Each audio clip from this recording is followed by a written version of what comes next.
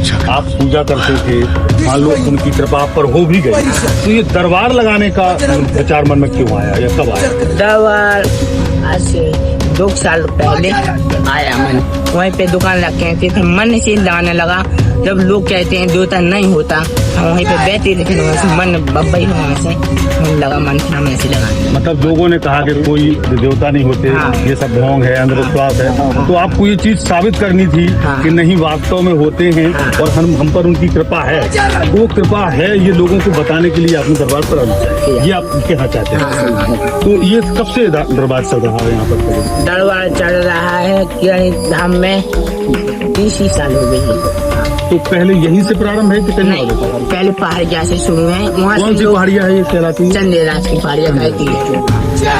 वहाँ से क्यों बंद कर? वहाँ से इसलिए कर दिया, लोग दारू पी के आते थे, गांव के लोग उल्टी सीधी धमकी दे रहे थे, बाबा के यहाँ पे